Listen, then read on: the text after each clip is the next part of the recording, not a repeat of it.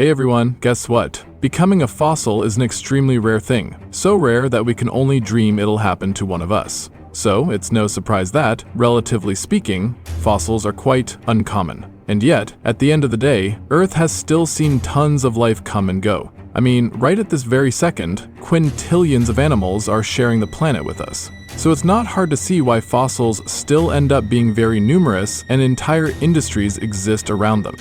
So what happens when even the scientific community, the smartest people on the planet, have to throw their hands up and say, we have no idea what this thing is? Get ready, because today we're diving deep into the world of the weirdest fossils, the ones that have left paleontologists scratching their heads, speechless, and maybe even considering a career change.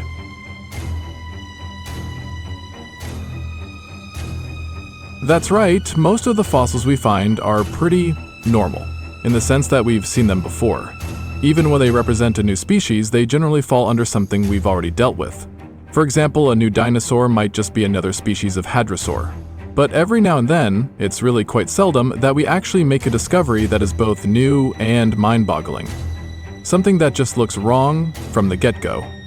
Today, we're going to explore some of those cases, ancient creatures that have left paleontologists scratching their heads, unsure of what they've stumbled upon, even to this day. Get ready to meet some prehistoric monsters that might just make you exclaim, oh my gosh, what even is that? The Tully Monster, a nightmare from Mazon Creek, Tulmonstrum gregarium.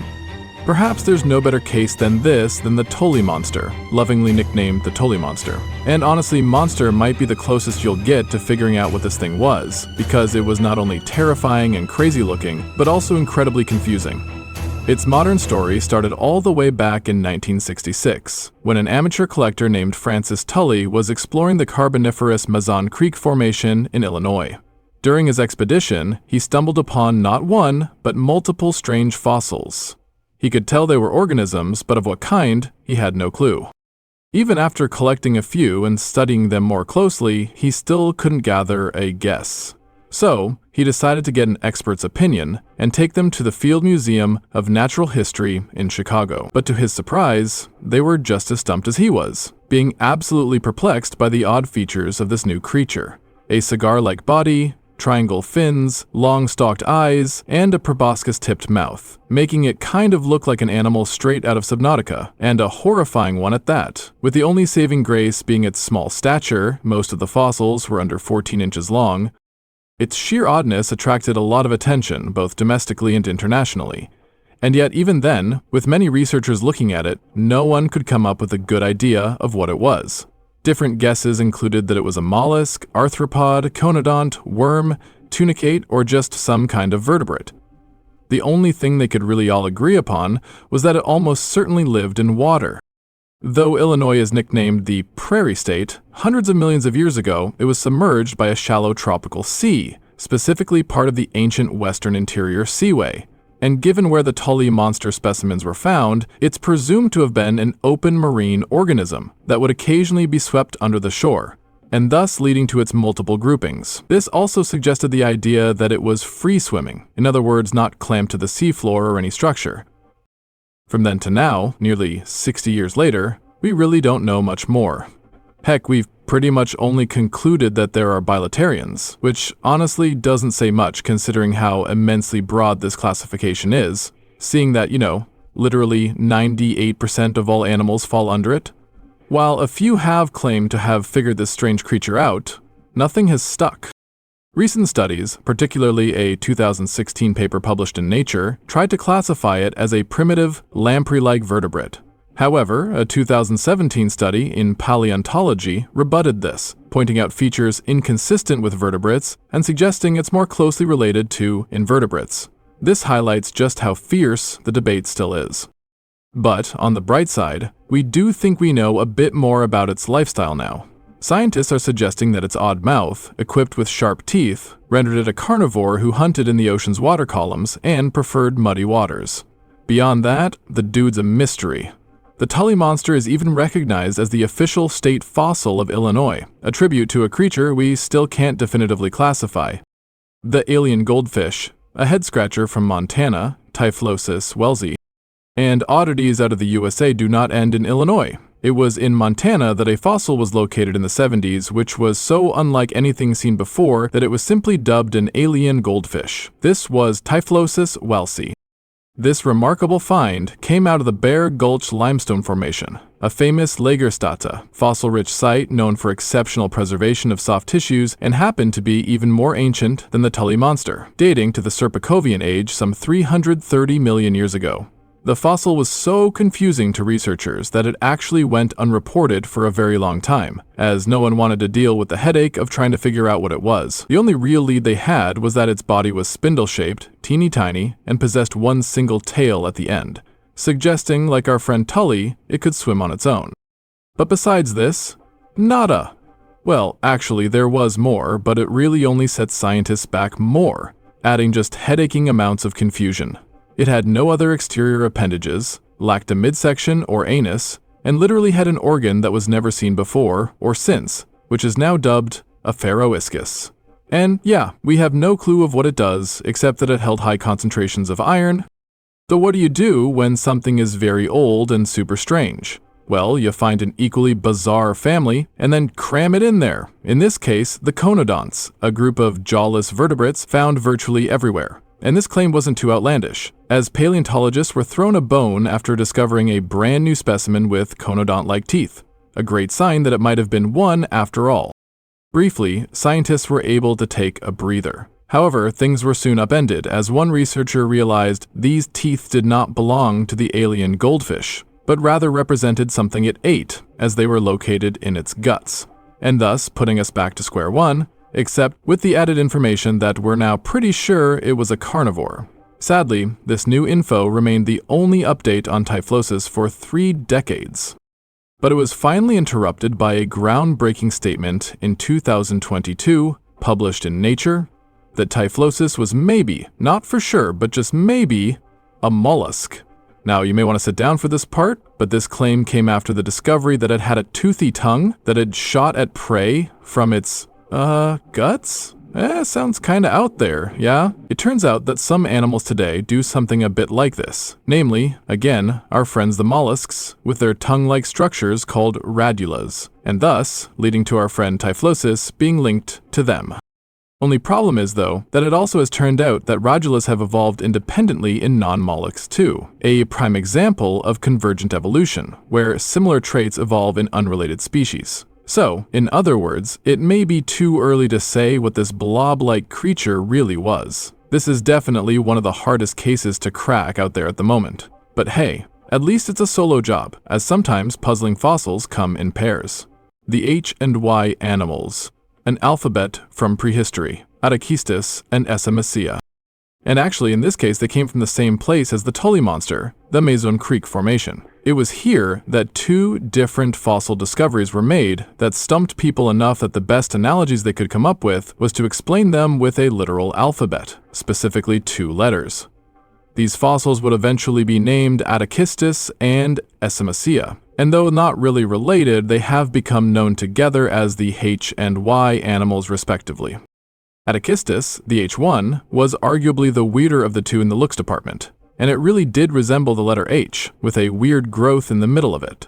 Now, unsurprisingly, we know very little on why it was shaped like this, or what the functions of its limbs were. Yet, researchers guess it might have fed on free-floating particles and organisms and was likely a colonial animal that grew for the entirety of its life, evidenced by specimens widely varying in size.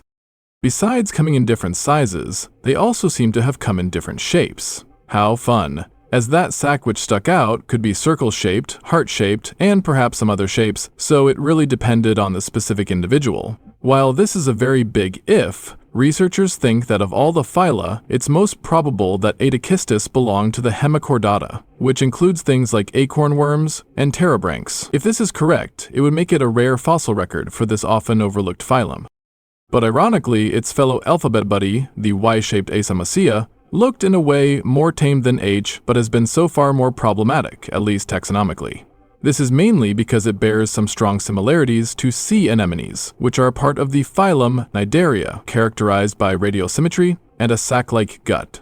However, Essamassia has things you don't find in the group, such as bilateral symmetry, a complete gut, and get this, all but, and thus upending any inclinations that we knew what it was.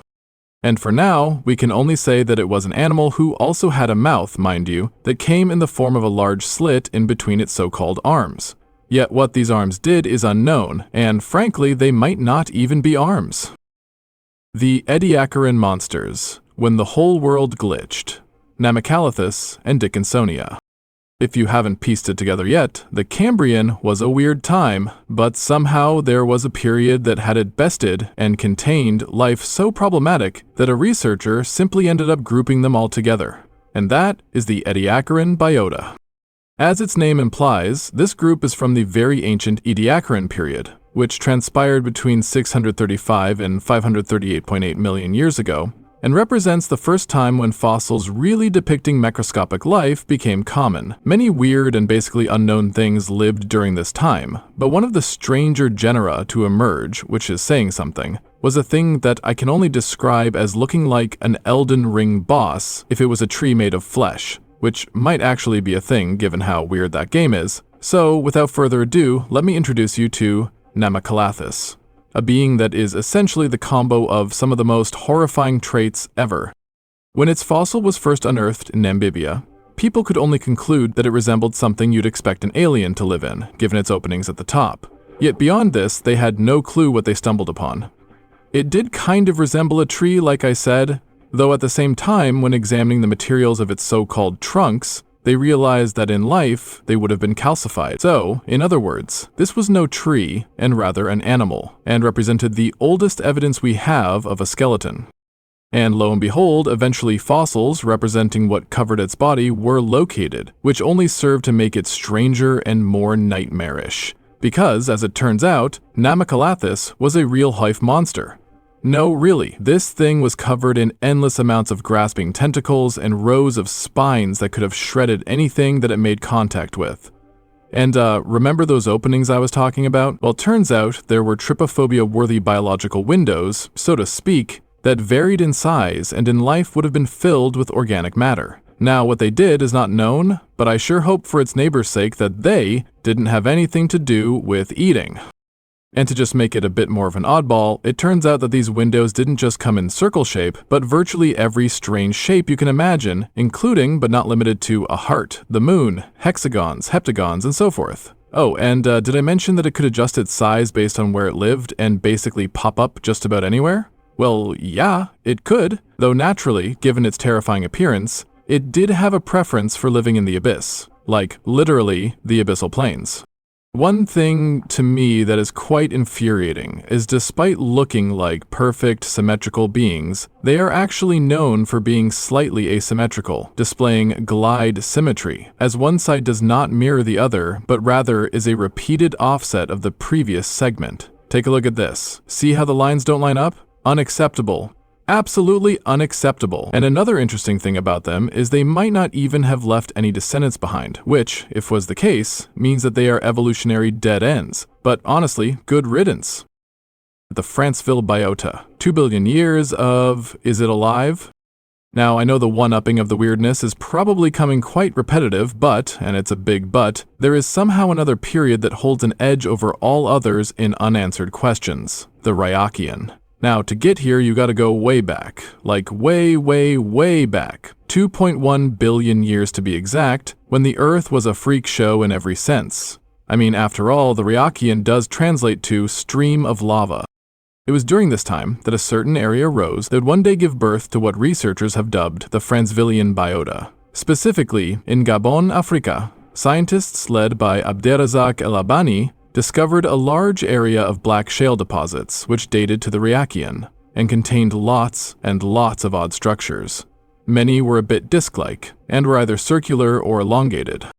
Then, while rarer, subsequent discoveries unveiled other types of structures as well that included things that were more like tubes, strings of pearls, and even something that resembled a flower. And, in fact, their forms and characteristics are so perplexing that no one even knows for sure if we can call them fossils. At first, the researchers who discovered the site described them as colonial organisms, who are multicellular and probably eukaryotes. However, not everyone was on board. arguing instead that they weren't alive and rather had been created by inorganic pyrites or were artifacts of diagenesis, geological processes that alter sediments after deposition. The problem here was that the site was over 400 million years older than the previously known oldest example for multicellular life, so saying that they're eukaryotes is quite the claim. Imagine that, a find so confusing that we are only now deciding if we can truly label them as fossils. Ironically though, if it does turn out that the Francevillean biota was actually biota, we do already have some ideas on how they might have lived. Given their disc-like shape and lack of locomotion, they probably were not free swimmers. Instead, being planktonic organisms, they relied on water columns found in shallow, hot deltas, which were actually a rarity at the time, as Earth was really lacking in land back in those days. This showcases the early diversity and adaptability of life, even in the most extreme early Earth environments. Nectocaris, the shrimp that became a squid, and then, who knows? The funny thing about this case, though, and the others I mentioned, is that while a lot of confusion has come from strange appearances, there are actually cases where the animal has caused a lot of head-scratching, yet actually resembles life we are very familiar with. In other words, let me introduce you to Nectocaris. In 1910, this fossil was discovered in our old friend the Burgess Shale in British Columbia, Canada, one of the world's most famous fossil sites for its exceptional preservation of soft-bodied organisms.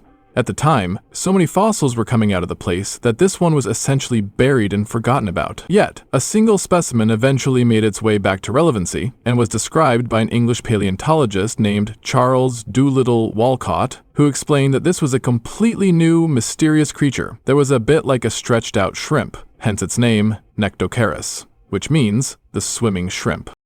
The man who officially described it was a bit perplexed because it did share some similarities with arthropods, but its fins were basically the opposite of what you'd expect to see in one. Arthropod fins or appendages are typically jointed and arranged differently, while Nectocaris had large lateral fins. Given the conflicting findings, he was unable to say what it was with confidence and left it unclassified. But at some point, an Italian paleontologist, Guido Terruzzi, curious about its mysterious nature, looked over some photos of the fossils and thought that he had it all figured out, suggesting that it was a chordate, focusing on its tail fin and what he called its notochord, a distinctive feature found in this phylum, including vertebrates. And this stuck pretty well for over 20 years, actually. Until, that is, some rather important news came to light. It turns out that the original fossil was no bueno. In other words, incomplete. And not just a bit, because in 2010, over 91 more specimens in much better condition were uncovered that revealed that it didn't look like a deformed shrimp, but instead more like this. A squid-like creature which had just 2 tentacles, a flat kite-shaped body, 2 stalked eyes, and then weirdly, no visible mouth or opening except for a large funnel, which has been touted as a possible reversible proboscis, aka it could turn it inside out. Freaky! In many ways, seeing that it now looked a lot like a cephalopod, you would assume that the mystery was now resolved. And indeed, it was proposed that Nectocaris was a brand new cephalopod, and the first one at that, being 30 million years older than anything known previously.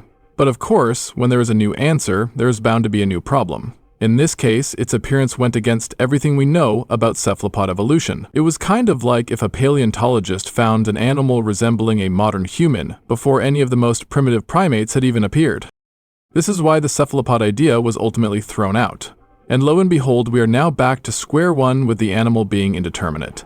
The only major update being that in 2019, a very similar fossil was found that was chalked up to being a very close related relative and thus named Nectopteryx, and together the two have created the controversial and currently homeless family, the Nectocarididae. So, to wrap it all up, fossil life is pretty confusing sometimes. Science has come a long way. We have advanced technology, the greatest brains on the planet, but there are still tons of wacky things in the history of life on Earth.